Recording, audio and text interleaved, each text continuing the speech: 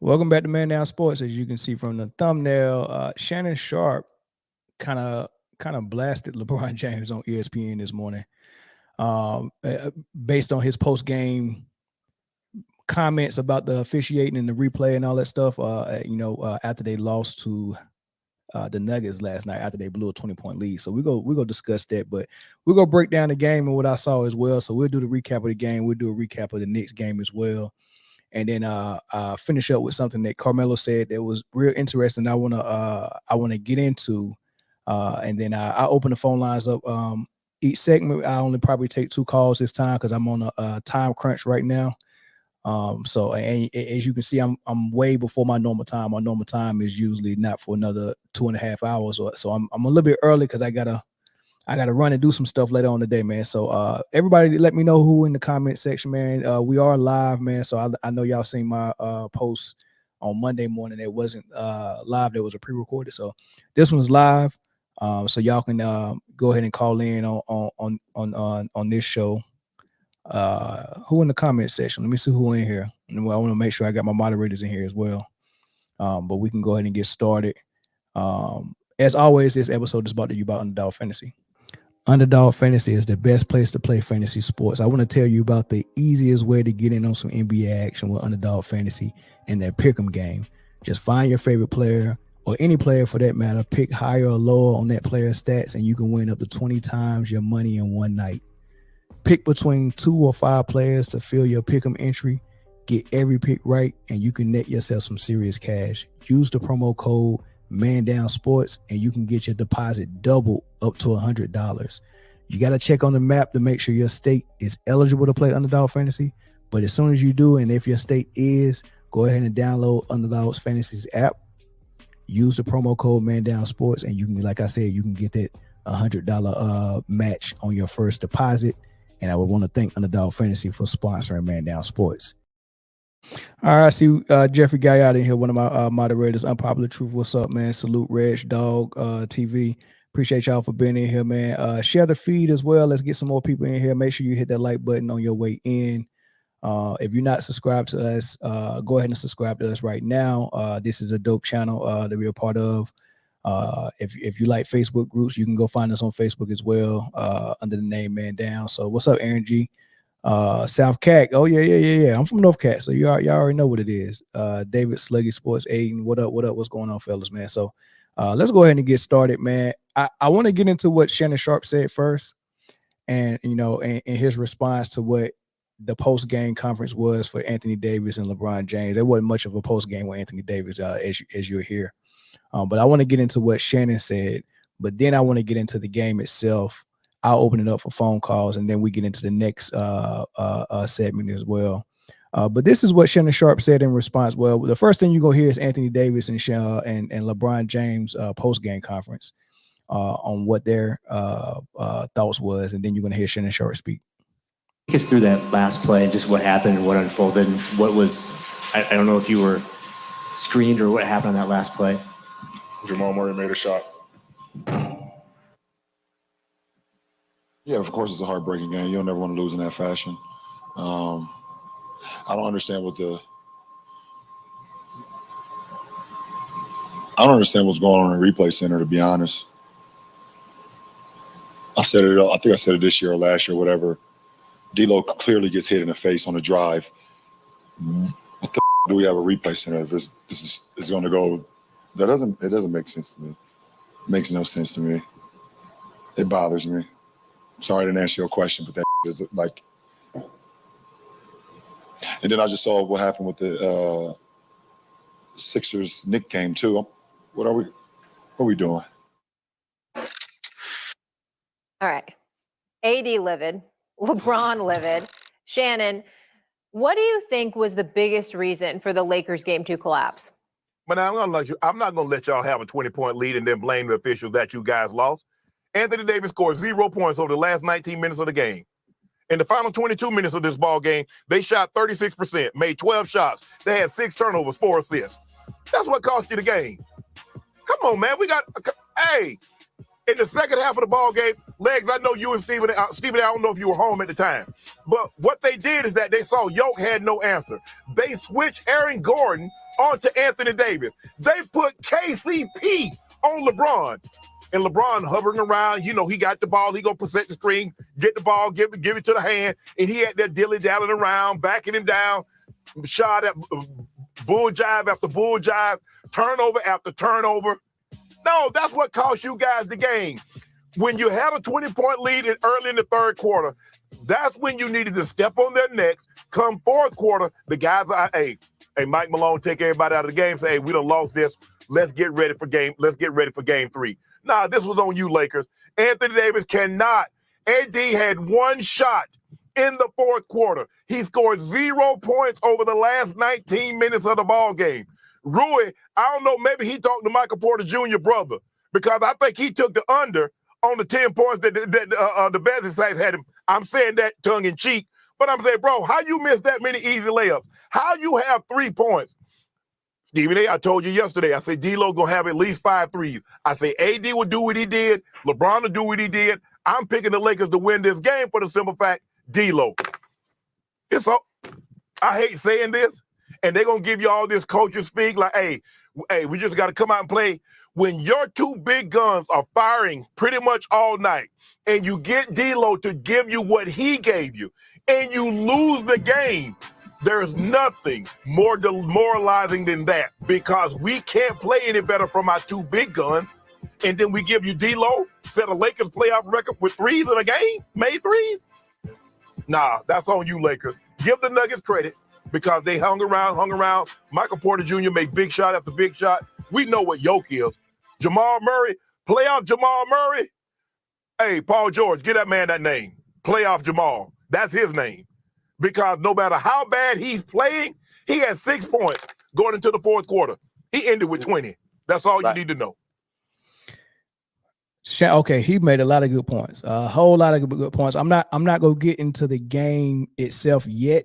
I just want to point out the fact that Shannon Sharpe is saying this. Shannon Sharpe sounded frustrated. This is a guy that, I mean, he's always been a LeBron apologist. So just for him to say that, you know, what he's saying is legit. What he's saying, you know, he really believed that.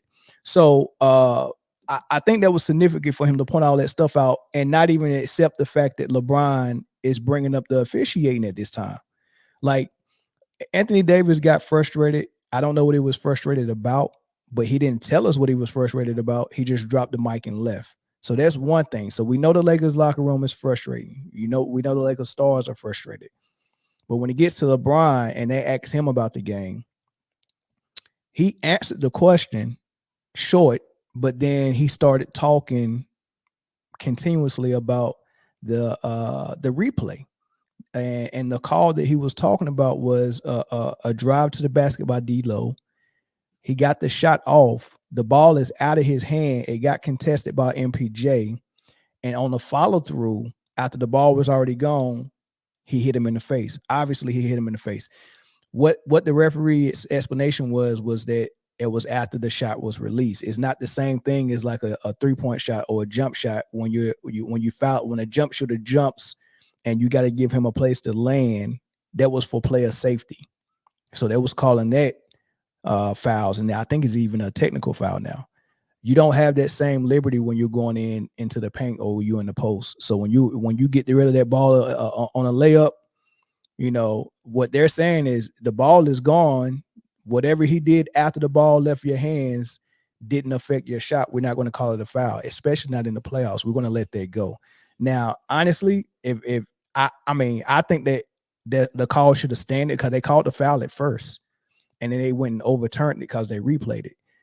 Honestly, I wouldn't have overturned it, but I don't think they have in their they don't have it in the terminology to where the replay has to be clear and cut evidence and you know, for you to overturn it. That's what football is. In football, if it's close, we can't overturn it. It has to be clear and obvious for us to overturn it in football. I don't know if NBA is doing it. So, but just for my taste, I would have not overturned the call. I would have let D-Lo get his free throws. But nonetheless, in order for LeBron to be complaining about that, Like that's not what you go and complain about. You let your coach do that if your coach wants to do that. That's what, Kobe, Michael Jordan, Magic Johnson, Bird, guys of that nature, their coach would go to the newspaper and complain. Now your coach can go to the podium and complain. But, I think LeBron is kind of flexing his muscle a little bit, saying, hey, look, I'm still the face of this league. I'm going to say this, and a lot of people are going to talk about it. But I don't think that he wants to fight that battle. I think that's something that his coach, I think Darvin Ham should have done that, right? I think Darvin should have done that. I don't think that was for LeBron to do. Now, let's get into some of the things that might have affected the game as far as them losing, because at the end of the day, they blew a 20-point lead. The Lakers was playing phenomenal, right? The Lakers was playing phenomenal. They was up 20. Their defense was good. The rebounding was there. They was doing all this without the help of a lot of free throws. They only shot 13 free throws for the game, right? Which is less than what Denver got. So they got 13 free throws. They usually get 30. That's how much free throws the Lakers usually get. They usually get 30. They went up by 20 without the help of the referees. People been complaining about the Lakers all year long about how many free throws they get and the disparity between their free throws and their opponent's free throws. So they didn't even need the free throws. That's how much they was cooking. That's how much D'Lo was cooking. That's how much Anthony Davis was cooking. Speaking of Anthony Davis, this is what they had to say on Gil's Arena about why they think the Lakers lost that game. And this is the problem with this new NBA, and LeBron has fallen into this instead of him going back to the roots of we're gonna milk shit. Mm-hmm. Damn these plays that me and Darvin gonna have to have a conversation. Mm-hmm. Damn these plays, Darvin. We got a clear advantage right here. And while I'm on the floor, how many plays you got in that motherfucking whatever that little card is that got number 3 above the motherfucker? How many? No doubt. I hope a lot. We're gonna run every single one of them bitches while he is on the floor. Yeah. I ain't saying he gotta shoot that bitch every time, but Anthony Davis needs to touch this bitch every time down. What did Andre Miller used to do? Man, I'm just, man, listen. Andre Miller. Hey, not. Hey, coach, chill. We're gonna run turn 4, turn 3. And then we're gonna, listen, man, go back to old school. We need to get him a touch. Drop it, turn, cross. Turn LeBron around. What? Yes. Right? Run a cross screen with LeBron James and Anthony Davis. See how you guard that shit. Pick the picker. You force Denver to have to make Man, listen, man, you go back to the basics, man. I know when Denver need a bucket, what they do. Hey, big fella. Yeah. Big roll over there. Big fella. Big fella. You're going to throw that motherfucker right down and you're going to get to doing your motherfucking shit, right? We need a bucket. And this is LeBron. No doubt. Dude, you need to demand that. Turn 4, 5. Yeah, LeBron. D'Lo, go to the side. You left-handed, go there. Yeah. Right? LeBron, turn them. Right? If they don't know how to play that, you got LeBron turning close to the basket. If they don't play that right, boom, dump it in. Right? Now you got Anthony Davis by himself with LeBron right there. Easy bucket, man. Old school. Now you still got spread. Put LeBron now the floor is more spread out. You put him above the free throw line, duck in, spin lob. Dude, he gonna get the ball. If I'm on that motherfucker, and if I'm on the bench and if I'm LeBron, if I ain't in the game and they call something else, I'm standing up. Yes. Hey. We not doing that, man. And the shit is on the line. For sure. And he had it rolling. For him to only get one shot to like not the last 19 minutes of the game. Yep. Come on now. Ain't no way. When I was with Jay Kidd, ain't no way that I'm gonna go that long and I got a guy that as smart as LeBron's supposed to be, and Anthony Davis don't get a touch. So they're right. That was Kenyon Martin. That was Gilbert Arenas. That was the main issue, right? That was so I'm gonna point out 3 things. But number 1, on the Lakers, this is on the Lakers. This and what they're saying on Gil's Arena. When we say it's on the Lakers, we're really saying it's on LeBron, because he's the guy that has been known for, hey, look, I'm going to run the same play until y'all stop it. He was known for that. That's what he did in Cleveland when it was him and Kyrie. So many of their teammates would say that, Iman Shumpert was one of them that said this. They said that they in the huddle saying, we're going to force Steph Curry to defend. No, he's got to play defense this game. I don't care what he does, all this running around. He's got to play defense this game. You can't come out here and be a guy that's going to give us 35 and 40, and then they're going to hide you on defense, right? You can't be that guy. So the best defense for a guy like Steph Curry or a guy like Jokic is to make them play defense and make them play defense for 4 quarters, right? We want to wear them out. So with what they did with Steph Curry when Cleveland beat them in the finals is, number one, they involved Steph Curry in as many as screening roles as possible, right? Or as many as high screens period as possible, because they know that the Warriors like to switch everything.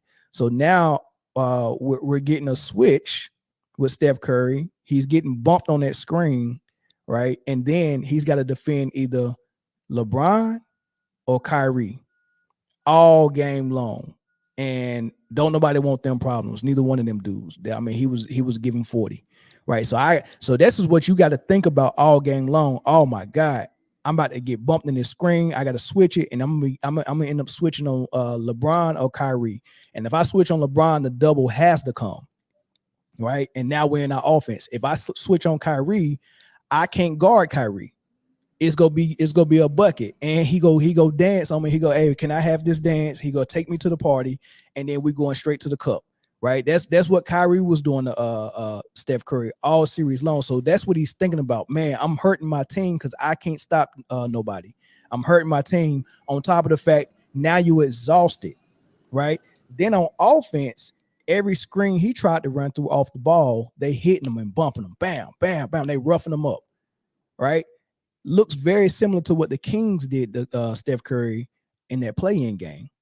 Yeah, we gonna put you in every screen. You got to guard Fox. Now his defense is better now than it was then, and he's a little bit more muscular now, so he can survive some of that stuff. But as you can see, there was roughing him up on defense, and he couldn't get to the hole. There was no more freedom of movement. They've changed it. Adam Silver, ever since the All-Star break, has changed how the referees call the game. That freedom of movement thing is not there. So every team that is predicated on drive and kick, that's going to affect them at some point, because you're not going to be able to drive and kick all game long because we couldn't put our hands on you, right?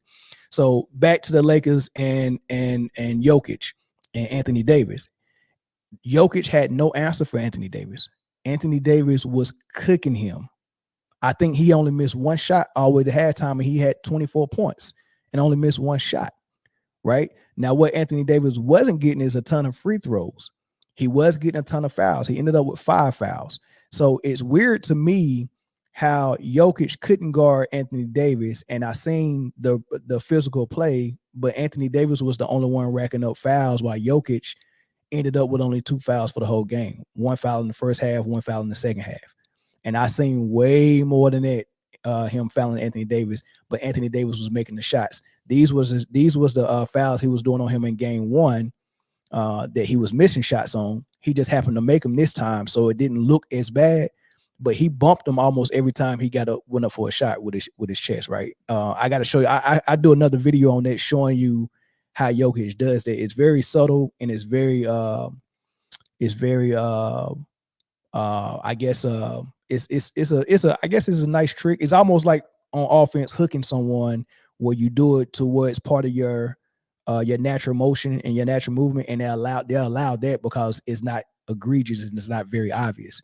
That's how his chest bumps are, and it's not that obvious, and it looks like is when it's in his natural motion, but every time it sends Anthony Davis flying when he's going for a shot. So I thought it was weird that Jokic only had 2 fouls. Anthony Davis had 5. That's something for you to look at in the next game, right? But it probably would be different in LA, right? But they played well enough to win this game. They went up 20. Anthony Davis was killing, and then all of a sudden, LeBron wanted to finish in LeBron-like fashion.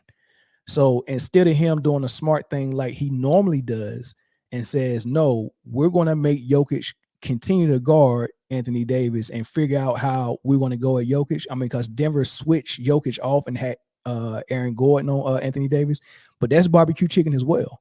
All right, go at him. But instead of LeBron doing that, he took control of the offense, because remember, D'Lo was running a lot of the offense in the first half when it was winning. In that second half, it was Bron time. LeBron turned into the point guard again, and D'Lo was off the ball more, and LeBron was calling his number most of the time. You know, he took a couple of threes, tried to get to the cup a bunch of times. He missed some bunnies. You know, he got to the line a couple of times. But only one shot for Anthony Davis.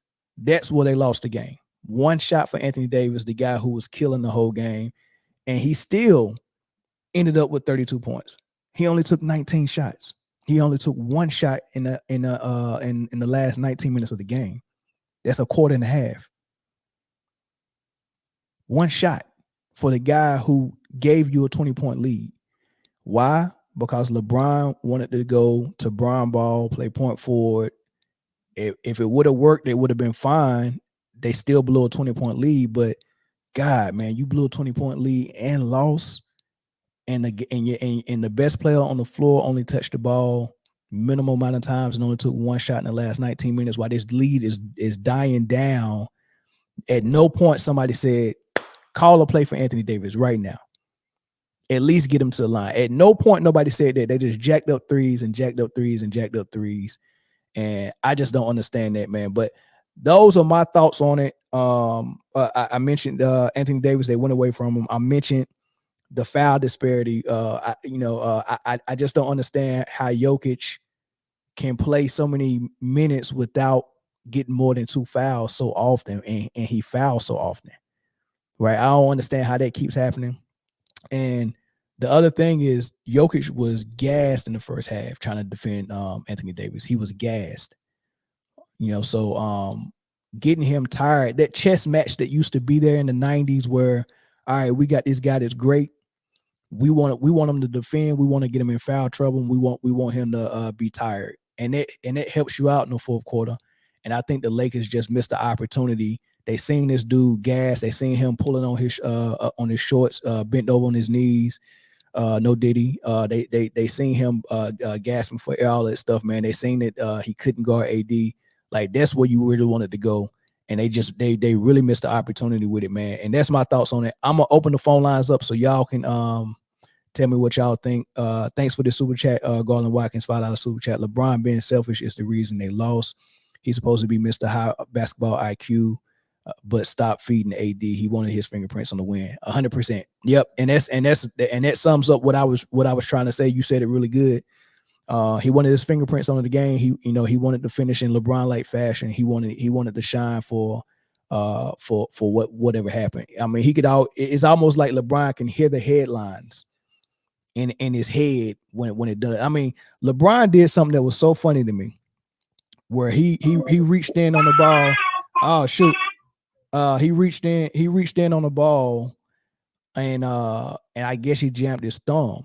So, he was like pulling his thumb. Most people, when they jam their thumb, they feel like if they could pull it and pop it, they could release that blood and get some mobility in it. But when he was doing it, he could hear the headlines already. He could already hear the headlines, and he was doing it in a motion like like his thumb was dislocated, and he wanted that Kobe moment when his finger got dislocated and his trainer popped the joint back in the socket. He wanted that Mamba mentality thought process, right? And he wanted that Mamba mentality thought process, and he could hear the headlines of someone saying that, oh man, he popped his own thumb back in. This man is psycho. He wanted that, right? And he got it a little bit because the announcer was like, what is he doing? Is he popping his own thumb back in? I don't know if y'all caught that. Did anybody else catch that other than me? Did anybody catch that? Man, y'all got to. I hope I can find that replay. Hey, caller, where you calling from? This is Troy, man. I'm calling from LA. What's up, big dog? Troy, what's good, man? Hey, all is well, man. How you doing? You doing well? I am straight, man. I'm good. I definitely saw that part of the game that you were just talking about. Okay, explain it to me. Explain it to me, because you probably could do better than I did. No, you did a good job, but it's obvious, it's a thing. It's a thing, man. Look, you either can see through the kind of narrative side of the NBA or you can't. And LeBron plays that narrative side. We talked about it in your full panel, I think, the other day. Like, why does KD and Kyrie always get left out of the cold? because they don't play the media game like LeBron and Steph. You don't just get a giant media machine around you like that. I forget who said it, but he said stars are created in the NBA. They're not organic. You know, LeBron wasn't born a star I'd ever touch a basketball, but he's a massive star. He might be one of the biggest stars ever. But yeah, I saw that whole, I'm shoving my thumb back in. This is going to be my thing. But you know, it's like, come on, man. And you know, when the legendary guys had it, Kobe had to go back to his trainer and be like, no, really, it's busted. Like, pop it back in. Yeah. I don't know. Yeah, I'm glad you came live because, man, last night was, you know, I'm a Laker fan through and through. I've been a lifetime Laker fan. So, and I'm a self-proclaimed, at the very least, LeBron critic. Like, I'm not drinking the Kool-Aid on LeBron. I don't hate the guy, but I see through a lot of these antics. Yeah, I do too. So it's bittersweet for me, you know, like I want the Lakers to get another chip. I would love that. And I think LeBron could have delivered it, but the dude's old, man. He's done. He's cooked. I just pray now that they don't give him the Kobe contract because I can't take more time with LeBron on this team. I want to see any player paired with AD. They say, you're wasting LeBron's last year. He's like, nah, we're wasting AD's prime, man. He played amazing last night. And then all of a sudden. That's the good. Look, bro, that's the part that everyone needs to understand. They're wasting. But everyone's saying a different thing. Exactly. Right? They're wasting AD's prime. Let me ask you this, though, as a Lakers fan. If you can get a glimpse into the future, did you see an offense that's going to AD, how it looks last night? Are you ready for that long term? Well, here's the thing. If we got off LeBron and we could bring in not even a LeBron level player, I mean, if we could bring in a guy who could score but knew to feed AD first, I'm fine with AD leading. I think the biggest problem with the team, everyone knocks, you know, AD made a mistake. It's the same mistake D Wade. He should have called D Wade before any of this. You can't go play with LeBron and be a superstar. He wonders why he's not the defensive player of the year, why he's never in the MVP conversation, because he's LeBron's helper. And the media will always look at him that way. Look at even that clip he played. Shannon Sharpe didn't say AD played amazing defense on Jokic all night and played amazing offense through 3 quarters. You know what he said? AD got to get more shots up than one shot in the 4th quarter, which is true, but it's not the actual story. And I won't go long-winded. I'll say this. This is the Lakers' problem. It's been the problem all year. It might even have been the problem a year, one more year back too. The Lakers run set offense for 3 quarters, usually a half. But let's say last night they ran it for about 2.5 quarters, almost a full 3. And their sets do great. They run good sets. D'Lo was getting his stuff off. AD, you know, guys are getting open shots. And then in the 4th quarter, they stop running set plays. And the ball finds LeBron because there's no one on the team that goes, no, actually, LeBron, you can't have the ball. Right. AD ain't going to do it. He's proven he ain't going to do that. D'Lo knows that if he does that, D'Lo knows it ain't worth it. He got benched last year for doing that kind of stuff. Yep. The last guy who had the stones to say, no, LeBron, you are old, you're dusty, and it's done, was Russ, and they shipped him out. And look how he's playing at the Clippers. You know who else probably would have done that? Rondo. But Rondo was on his last leg, and teams was worn thin about his personality anyway. So he kind of also knew that he was one step out of the NBA as well. As you can see, nobody. And Rondo's a pro. Now. Exactly. Yeah, you're right. And Rondo's a pro. So you know what Rondo did? Knowing all that, he said, "Look, let me just be what LeBron needs so we can win because I want to win." Exactly. And he said for the first time in his entire career, he said, "Let me learn how to shoot a spot up 3." Mm-hmm. And he did good in the playoffs in the bubble. Rondo hit shots and he defended well and he made no mistakes. LeBron needs guys who can just be the shot maker for him because unfortunately, like we saw last night, LeBron can't shoot, at least not in the 4th. I know he has great stats. He's amazing. His stats are impressive. It's impressive that he knows how to keep them like that. And if you do like the deep dive on his stats, you see why he's such a quote unquote great shooter. He ain't a better shooter than Jordan. He ain't a better shooter than Kobe. I don't care what anyone says to me. He's not. You know what I mean? And last night when he shot that shot, me and my buddies who were watching it, we went, oh, we all grabbed the back of our head because we knew he was going to miss it. Yeah. You know what? You know who but you know what? LeBron is shooting 41% this season. Yeah. So, in those moments, you become more of what you actually really are in those moments. The same thing with Jamal and Murray. look, Jamal Murray LeBron could shoot down, bad all yeah. quarter, but in that He shot clutch, bad all game. exactly. But in that clutch moment, you could see how he brought the ball up court. You knew he wanted that shot. You could always tell. You can tell when a scorer is about to get to his spot, and I could see it from all the way up the court. Dude, 100%. And to your point, you'll know, Mel, you'll know. LeBron, I don't know how KCP ended up like nuggets on ice, bro. He was slid away like the heavens opened up and gave LeBron not only a wide open shot but a wide open lane. LeBron is a much better driver and finisher than he is a shooter. And even his 41%, it's on how many threes. Why did LeBron not drive the ball to the hoop? You and I both know the answer. He didn't want to get fouled. Because you don't want to sit there and have to make 2 free throws with the pressure on, because you know he's going to miss one. You know he's going to miss one. Yeah. And that's it. If you're a good shooter and you got the body and the build of LeBron, you go to the rack, you get fouled, you ice it with 2. At the very least, you run him up the 3-point line, you got overtime. But it's like LeBron, for all his greatness, I will never be convinced that he doesn't shrink in big moments. It happened it happened with the Ray Allen shot. Ray Allen bailed him out. It happened with the Kyrie shot. Kyrie bailed him out. It's just, even in the bubble, AD bailed him out of a lot of big games. So it's just, I just hope LeBron retires and so he stops, but not even in a hater way. He's going to keep making himself look worse and worse. Cause I tell you right now, I hate to say this. I wanted the Lakers to do good. They're going to get swept again, bro. Yeah. They're going to lose in Staples. And I'm an LA fan, true and true. These fans are going to kill LeBron for that. I know what he thought he was doing. He thought he was going to come to LA, snatch up the LA fan base, and really solidify his greatness. He got a chip and he thought, oh, that's it. You got to get more than one for us, bro. We have Wilt Chamberlain's, jersey hanging up for the one he got us, but he ain't got no statue. He ain't a legend. Yeah. Not in LA. Yeah. He's just Wilt. He ain't Shaq.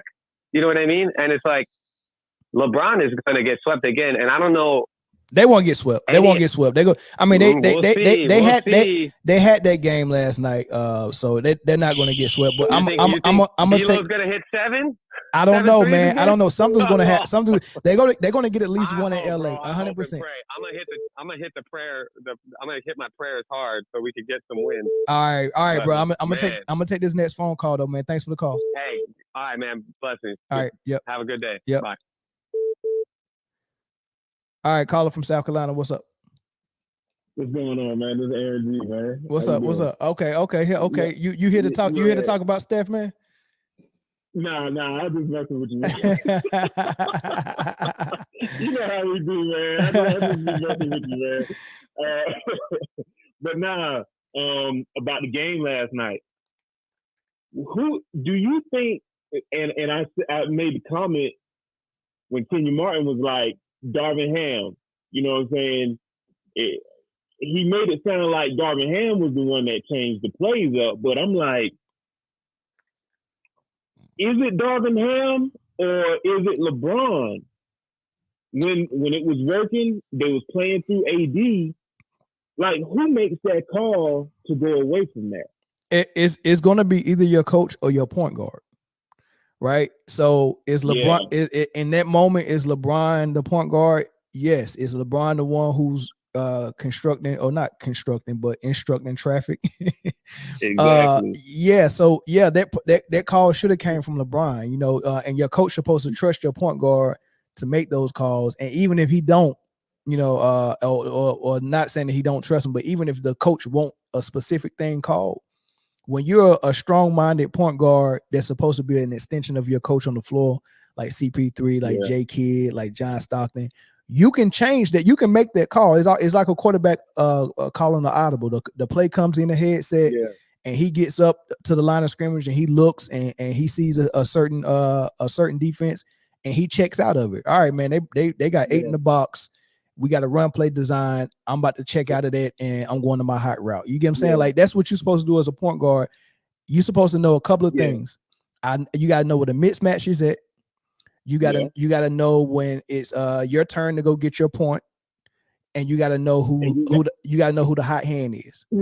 Yeah, that's what I was gonna say. Whoever the hot hand, we gotta set it up where we keep feeding the hot hand. They're gonna have to adjust they're gonna have to adjust and say, all right, we're gonna have to get the ball out of AD hands.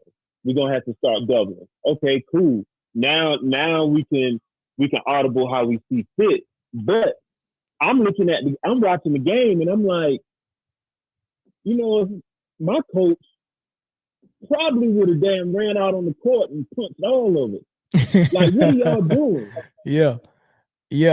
So I'm looking at Darvin Ham and I'm like, how much say-so does he really have?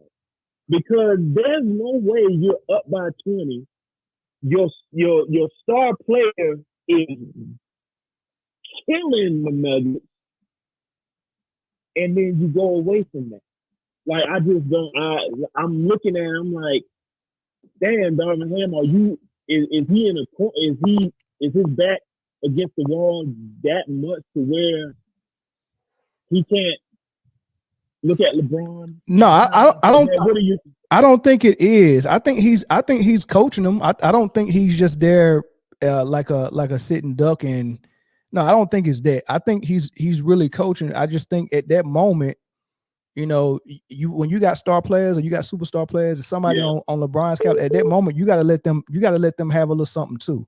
And we've heard all the time, Michael Jordan and Kobe Bryant, Phil Jackson, it was almost like a deal he had with them because he know that you got to have both of them on a leash because they'll go try to win the game by themselves if they can. And I would much rather have a guy who wants to go do that and I can reel him in a little bit versus someone that I got to push out there to do that. Yeah. What they described is that Phil almost had a deal with Kobe and Mike where, hey, look, man, run my offense first half. If we need you to play hero in the fourth quarter, then you can have it your way. You can do your thing. And I think that's the deal. And I think that's what LeBron is with Darvin Ham. He's running the offense in the first half, but I'm LeBron. I'm the little system. Let me win the game for you in the fourth with the little system. And it just didn't work last night. And my thing is, it was when Phil Jackson took over for Chicago, it was all about telling Mike, hey, look, get your teammates involved first. Get them going first. That way you can preserve yourself for when we need you. And so that's kind of the philosophy he put to LA. And when it was time for Kobe to kind of step into that, that's what it was for Kobe. Yeah. But look, man, LeBron's a high IQ player, right? And if I got my guy going, let's say me and you on teams, Mel, and Mel, you done dropped 30 in the first half. My thing is, hey man, we're gonna keep feeding you until they can stop you. Yeah, if I'm a big man or a guard, it don't matter. And I feel like I'm cooking my matchup, and I got you 24, almost 30 points in the first half. The reason why I don't get you 45 or 50 is not going to be because I took one shot in the last 19 minutes. It's going to be because I missed 15 shots. Yeah, exactly. And that's what it should be. But there's no way someone as good as Anthony Davis that get his buckets in the paint can take 15 and not at least get 5 free throws out of that, even if he missed all 15. Especially when they switched up and put Aaron Gordon in. Gordon, he moves a little better, but he's smaller.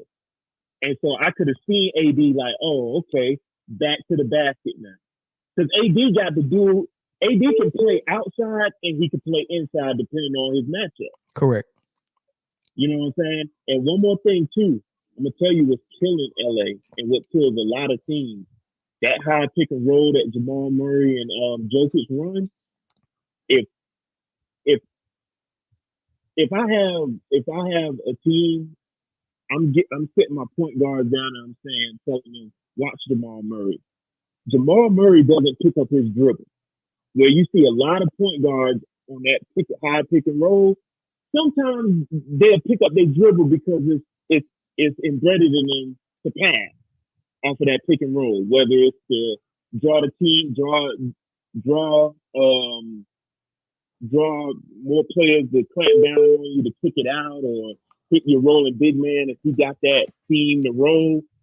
The programming is okay. As soon as I go around, I'm looking to pass. Jamal Murray keeps that dribble alive.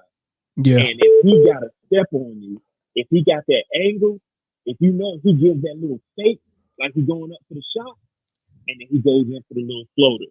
If you backing up off of him, he gonna hit you with the mid range. If you overplay too much, he goes back to Joker. Then he runs back around to get the ball again. I watched that last night closely because I've been seeing it. But I was like, man, let me watch this pick and roll because they running the same thing. And it finally hit. I'm like, he's keeping his dribble alive. Yeah. You know what I'm saying? Like, I'm with you on that. I'm with you on that. Let me get to the next call. I got one last call before I move on to the segment. I appreciate the call though. All right, bro. Yeah, I can take one more call. I can take one more. Funky Time, what's up, man? Make sure YouTube turned out. What's up, bro? What's up, brother, man? I'm good. Hey, I'm good.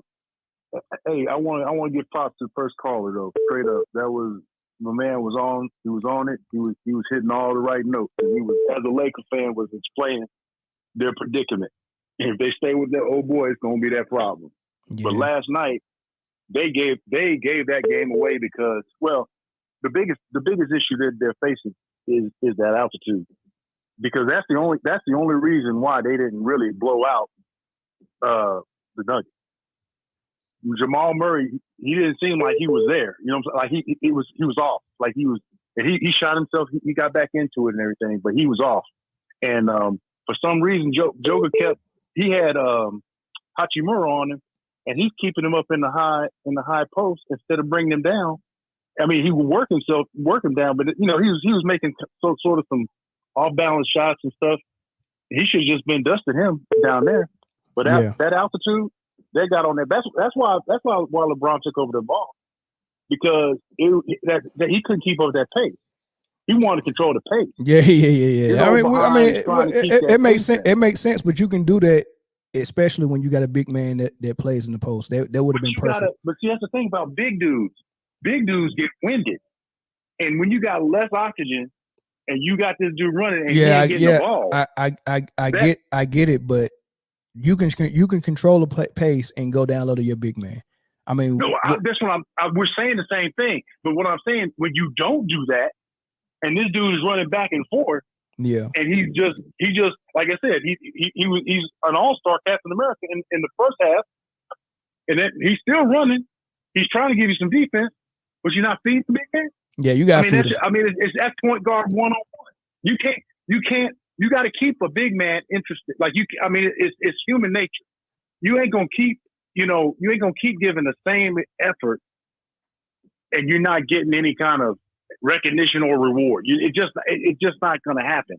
And that's why you were a point guard. You gotta take care of your big man. You cannot sit there unless the dude knows like he's a Gobert. His job is to go and play defense. That's different. AD's better than that. He is, like I said, you saw what he did in the first half. And they went away from it because LeBron, his old behind was getting gassed, and he didn't want to keep that. He couldn't keep that. Hey, listen, you want to be a traffic cop, you can keep the speed limit down to whatever you want to be. And I'm going to tell you, that oxygen, people don't understand, mile high is not a joke. If you're from sea level, and you go to mile high, that is not an easy transition. Oh yeah, trust me, I know. I climbed Mount Fuji in Japan, and they was selling air halfway up there, and people was buying it. It was like $40 for a can of air. And 20 years old, my first duty assignment was Fort Huachuca, Arizona, 1 mile above sea level. My partner took me to the gym. I ran up and down the court 3 times. And I'm on the side gasping for air. And I was an athlete. Yeah. So like I said, people can think that mile high effect ain't true. No, it's true. Yeah. Less oxygen is hard on the body, especially if you come from sea level. Yeah. But no, I'm gonna say great show, brother. And y'all hit the like button. And I really just wanted to give old boy credit. I think he hit some really great points. Like some really, really, really, really good points. And I guess he gave a good perspective on how Lakers fans feel about the predicament. But the Nuggets better get their stuff together, because This one was luck. Yeah, they almost got home court defender stole it from him, and I mean, this one was luck. Like I and you know I'm not a LeBron fan or whatever, and you saw that I forget who it was who he rotated right outside the circle and got that charge on LeBron, and then LeBron didn't drive to the basket anymore after that. He didn't drive to the basket anymore after that. Yeah, you know what I'm talking about? That play. Which one? Defense, Which one? It was a really great defensive play. It was in the fourth. Right side. LeBron was, they figured him out. That's one thing they did figure him out.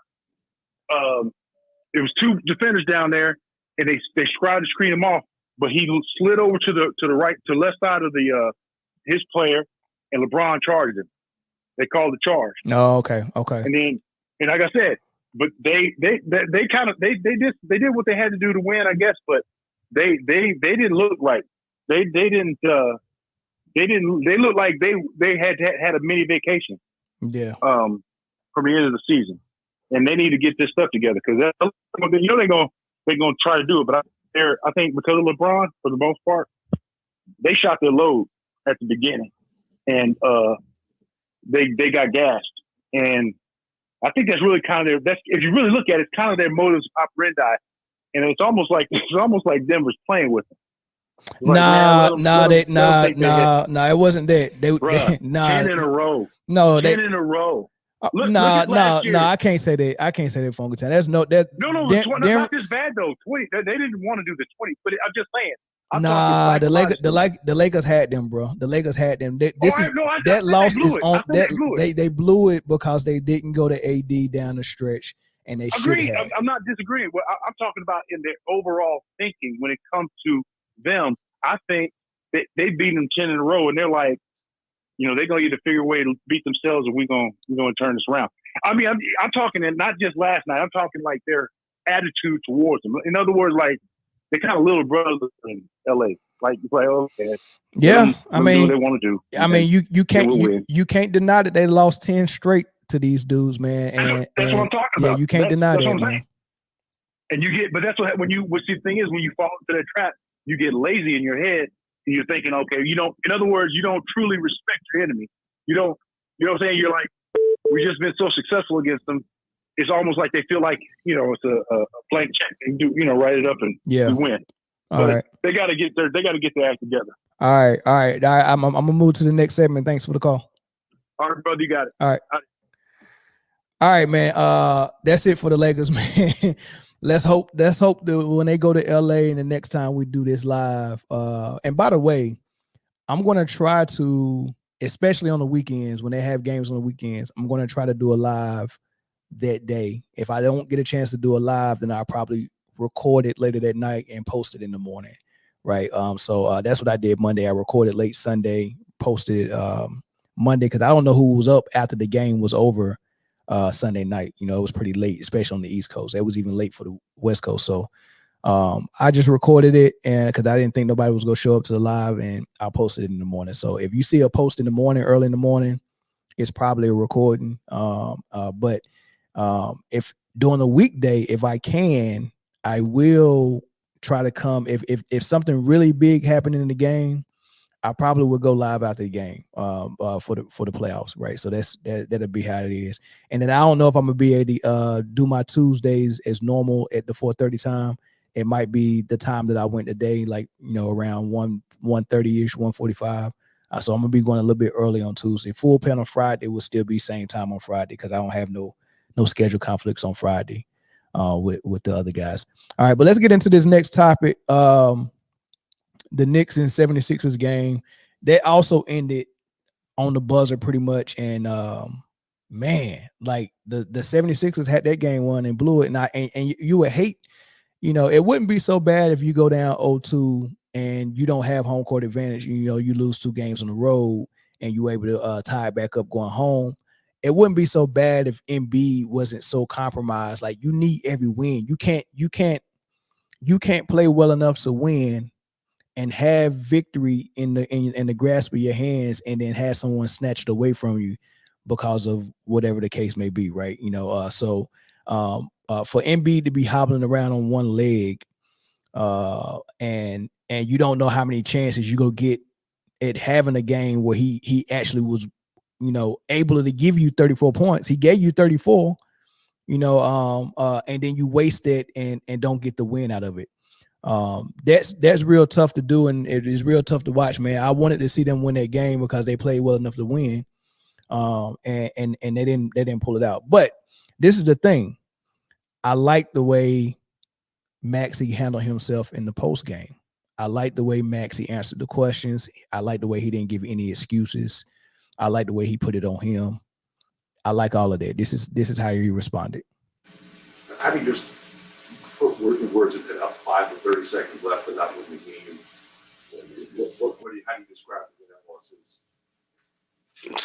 It sucks. Got to put it behind us now. We got 48 hours to think about it and come up with a plan to get to at home. Were you ever on balance after the bonus encounter? I don't remember. I don't remember. I just tried to grab the ball. I'm just trying to get the ball, throw it in bounds. It's hard for me to catch it. I had to sweep it through. It comes out. I drop it there and get the ball again. Try my best. Before that final minute, what did you see that you can attack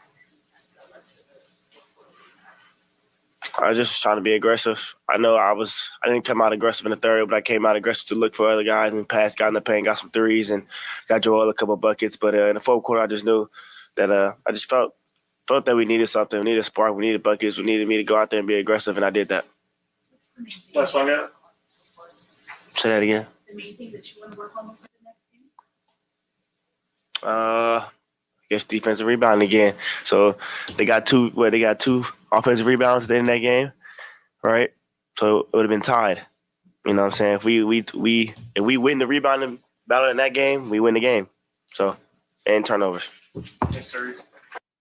So this is the interesting thing. He was the player who, when he lost the ball on the inbounds play, he was the player that everyone said got fouled, right? He was the player that was getting pulled on. He was the player that fell to the ground and lost the ball. He was that player. He's also the young guy, right? He's not Embiid. He's not LeBron. He's not AD. He's not either of those ages. He's a young guy, right? This is his first year at being a focal point. He wasn't, even though he was very good last year, Harden was running that offense. And of course, Embiid was the best player, right? This year, he's running the offense. There's no Harden, and then Embiid goes down, so he's also running the offense, and he's the number one, right? So this is the first year he's getting that type of attention, and he's got everything on his shoulders, right? And this is how he answers the question. They asked him several questions. Do you think you could have, what made you lose your balance, or what can y'all do better in the what could you have done better, and all of these things. And he answered the question, and he put it all on him, man. Hey, we could have rebounded better. I could have did X, Y, and Z better. All of these things. He's saying all the right things, and I like the way he answered those questions. He gave no excuses. That's a guy that's confident, and then I feel like is capable of carrying a franchise. Like that's what you want from your leader, right? Who cares what he said in the locker room? Who knows what he actually thinks? He said the right things. He's not making the excuses. That's how you're supposed to do it. But now, what they lose this game at? It also was a team that played well enough to win, even though their star player is compromised. Hartenstein was all over the place, rebounding the ball at the right times, key rebounds, all of those things, right?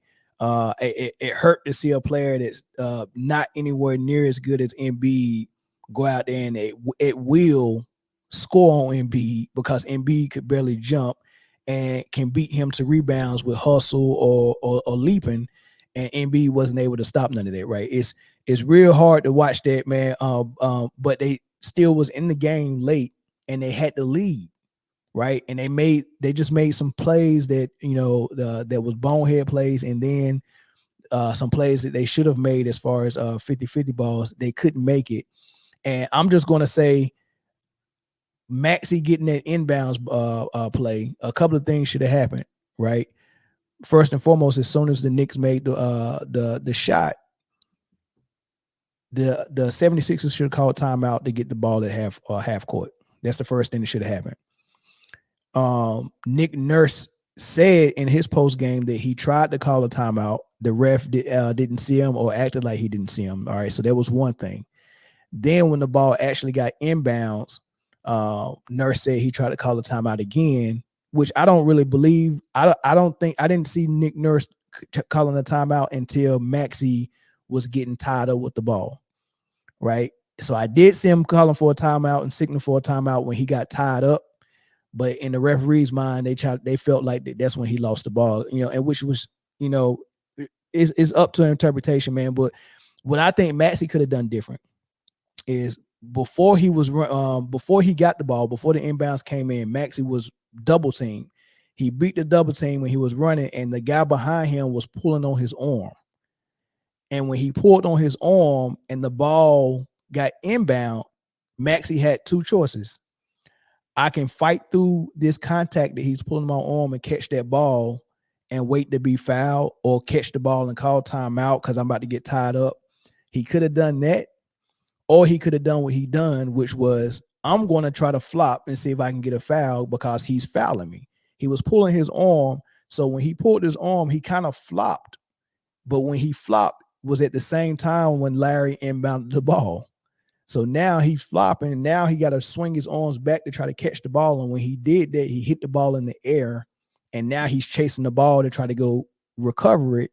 And that's how all of that went down. So I think that's what really lost them the game as far as what they could do better, what they would probably talk about in the film room. Because that was a very physical game. The free throws was even almost 22-23 to the Knicks. The rebound and the offensive rebounding, even though it looked like the Knicks was grabbing so much more, it was just a 2-point rebound difference. Offensive rebounds and total rebounds was a 2-point difference, right? So, and it was just a -3 turnover differential for the Sixers. So they played a very good game, and they got contributions from both their star players.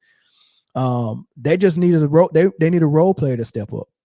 They need more than 10 points from Tobias Harris or Oubre. Oubre haven't given them anything yet.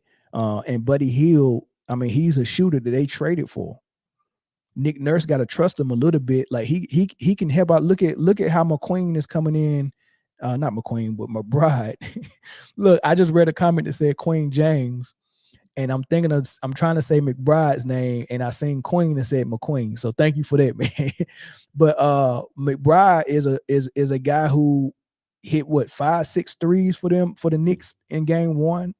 If he could find open shots, why can't Buddy Hield find open shots? They're doubling Embiid a lot of times, and Maxey put a lot of pressure at the rim with his speed.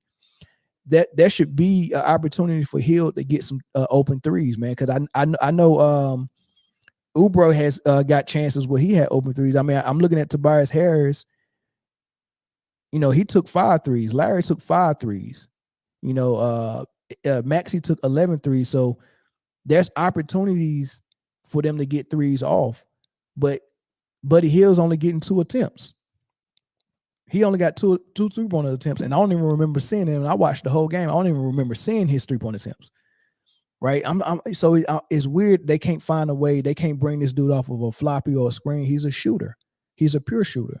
You got to find a way for whoever your third scoring option is to get some points other than a catch and shoot opportunity, because that's all Lowry is getting, his catch and shoots. That's all Harris is getting, his catch and shoots.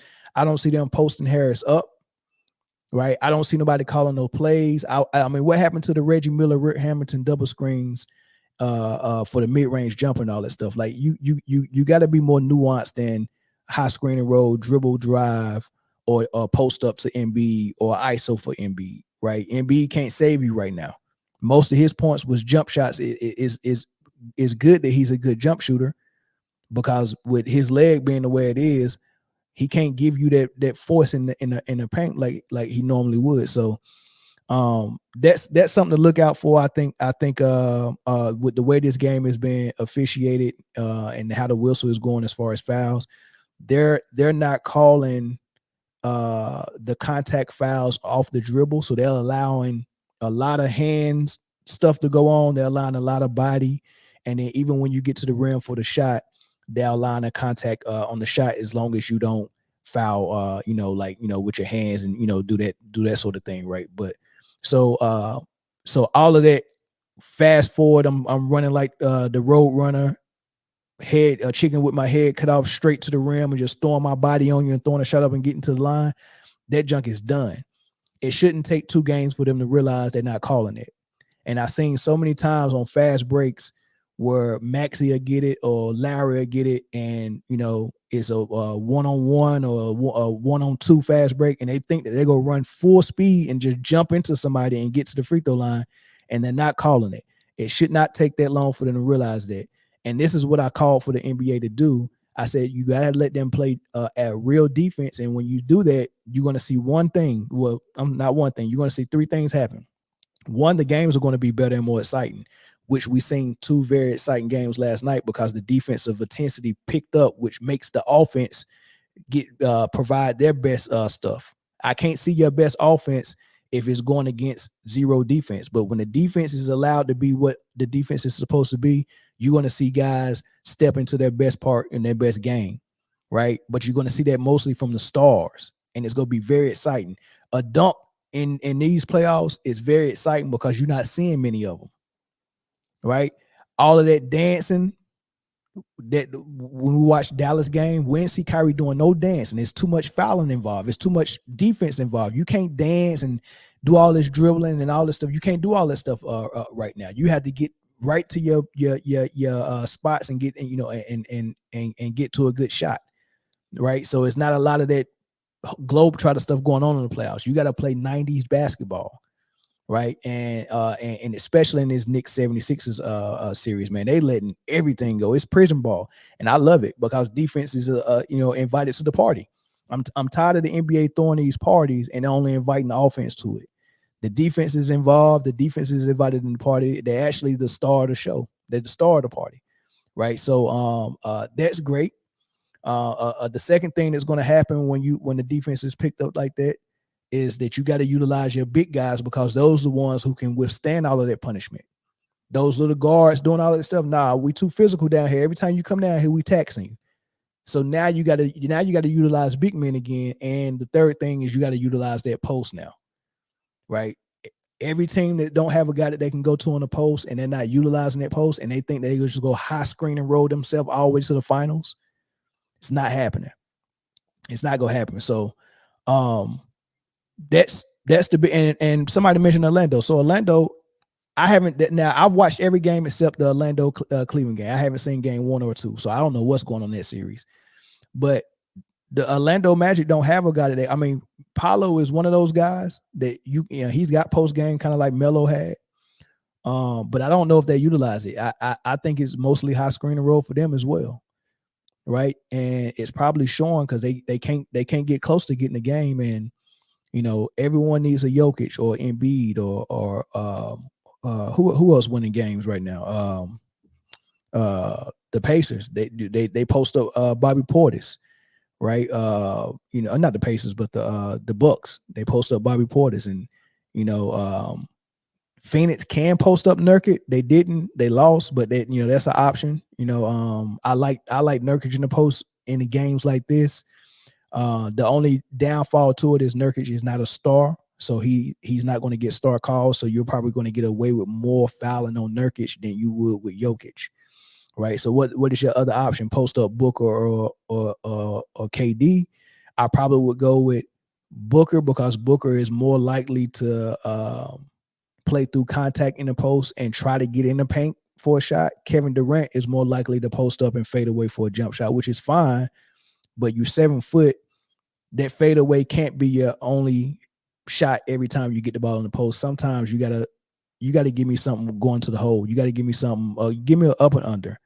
Even Garnett had that fadeaway, but Garnett, and he was thin frame, but he still was like, nah, I'm gonna go most of my way and get something at the rim. So Kevin Durant, if he add that to his game, man, shoot, he already are a top guy offensively. If he was to add more getting to the rim on his post ups more often, yeah, I think that he'll be the final boss then. But that's all I wanted to say about the Phoenix Suns thing. This last topic, and I go on this, and I might open the phone lines up for 1 or 2 calls on this, man. This is very interesting. This is a kind of an older interview. It might have been a couple of months ago, but this is Carmelo Anthony D. Wade discussing him leaving Denver. And I had no clue that the trade was not supposed to be for the Knicks, because everything I remember about that trade was that he requested the Knicks, and the media was telling us he wanted to go to New York because it's close to home. And also, I think he got family in New York too, but he also said that his wife at the time was trying to get into acting, which I don't understand why they would be thinking about New York if she was trying to get into acting. I thought you were supposed to go to Hollywood, but this is us being dumb listening to ESPN and Stephen A. Smith. This is before we found out that they lie about 75% of everything they say about these players, right? So, yeah, he said it was never supposed to be New York. He was supposed to go play with Kobe. How do you just put words in it up 5 to 30 seconds left, but not with the game? That's not it. No. So, hey, I'm going to play this season, but look, y'all got to show me what y'all going to do. I'm not trying to rebuild. I just got a taste of the Western Conference Finals. I'm not trying to rebuild. And you got signed a 5-year deal.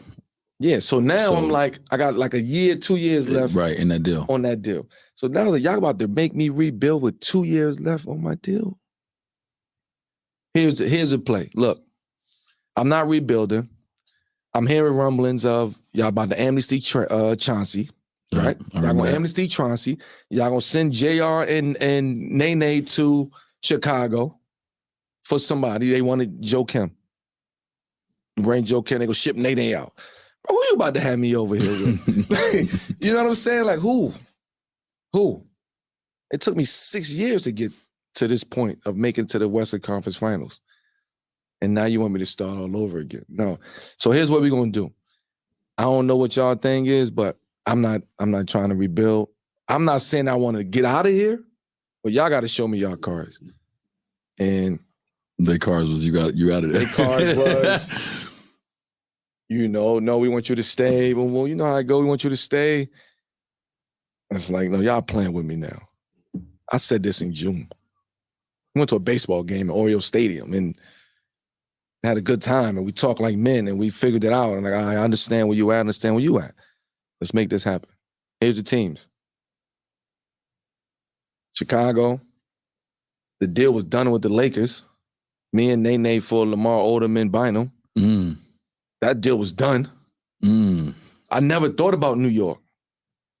The Lakers, but then bro? When they turned that deal down, when George had that deal and turned that deal down. So that didn't happen. Right? He turned that down. Now it's like, oh, y'all don't want me in the West. You want to send me to the East? Yeah, you got to get out the West. Give me to New York. So imagine that. This is the year, which is funny because it would have been similar to what Kevin Durant did, because they played in the Western Conference Finals against the Lakers the year the Lakers beat them and then went on to beat. I think they beat Orlando that year. That might have been Kobe's first ring without Shaq, I think. So Melo, Billups had got traded for Allen Iverson, because they got Iverson, and they both made All-Star. They both was doing their thing, but just wasn't the right fit. And they traded Iverson for Billups. They brought Billups in. I never forget, Billups was such a great inspiration and a great leader for Denver and for Carmelo. Carmelo was in the best shape of his life that season, because remember, Melo started to get a little chubby. He was in great shape, and the knock on Melo was similar to what it is for Luka, that he didn't lock down on D. Well, Carmelo Anthony defense was phenomenal that season. And we know Chauncey Billups is a great defender, a great point guard, a great leader. So everything Melo did, he pushed all the right buttons that season. It was a great season. They should have got to the finals. Honestly, even though I like Kobe so much, I honestly think that Kobe had got some help from the refereeing, because Denver was giving them problems in that Western Conference Finals. And you know, the officiating was for the Lakers and for Kobe. You know, I'm just being honest with that. You know, and that happens a lot, right? So the Denver Nuggets was able to pull it out, and Kobe was getting to the finals. And then he said, you know, Denver started making the decision to, I guess, shed some cap space, I guess. So there was already letting him know, yeah, Billups gone. Now Billups gets there and immediately they go to the conference finals, and you don't want to bring that back. So Billups is done. And we getting rid of Nene. And we getting rid of J.R. Smith. Right. I don't know what the deal was with Carmelo. I mean, with Kenyon Martin, but I'm quite sure that they was probably gonna get rid of him too. So they was wanting to get rid of all those things. And now that we know all the things that George Karl said about Kenyon Martin, J.R. Smith, and Carmelo, now we understand why they wanted all of them out. George Karl hated them. He hated them, and they hated him back. If you go and look at any of George Karl tweets talking about any of those guys, and I think George Karl also got a book slamming those guys as well, just talking trash. It was really bad, and I had no clue that it was that toxic around George Karl, but it was. So I can understand why he really wanted to do trades and get rid of those dudes. If you listen to the rest of that clip, he's talking about he wanted to trade those guys. He wanted to get rid of Kenyon Martin and Nene and bring in Derek Favors coming out of Georgia Tech, which Utah had. So he said it was a trade with Utah. George Karl was trying to get Derek Favors and all of that stuff. But the main thing I wanted to get at is that after they lost to the Lakers, once they started talking about blowing up the Nuggets, that's when Melo was like, well, look, if y'all go rebuild, we got to talk about where I need to go, because I don't want to be part of a rebuild. I've been in the league 6 years trying to build up to get to the conference finals. I just get to the conference finals, and now you telling me you getting rid of all the dudes that y'all put around me to help me get there. And now you want me to start over, right? So he was like, just send me somewhere. And they had to deal with the Lakers. For Nene, Carmelo going to the Lakers for Lamar Odom and who was the other guy he said? Lamar Odom and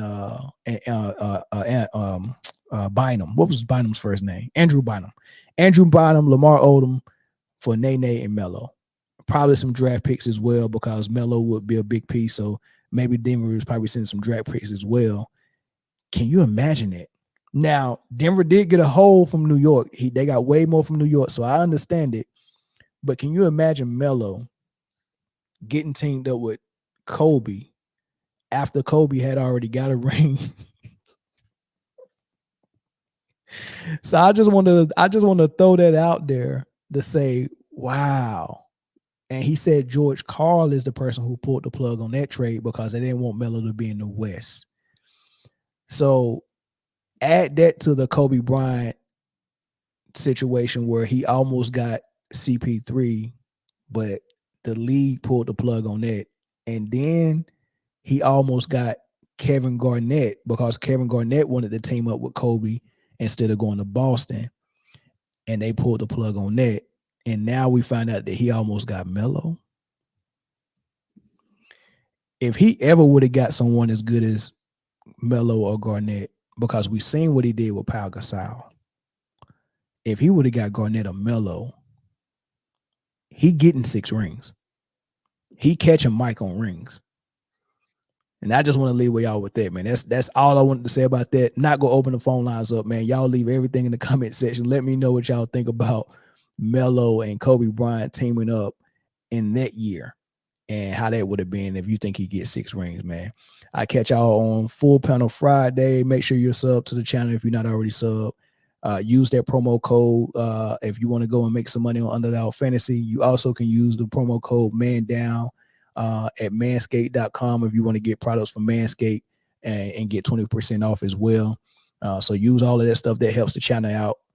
Hitting the thumbs up, leaving comments, sharing it. All of that helps the channel out. If you want to donate to the Cash App is in the description box. If you want to send a super chat, you can do that. All of that stuff helps the channel out, helps me come to you. Because if I don't get some type of something from this, then my wife will make me shut the channel down. That's you know how that work, man. The family want their time too. So but I appreciate everybody being in here, man. Appreciate all the comments and the super chat, man. I'll catch y'all in the next episode. Peace.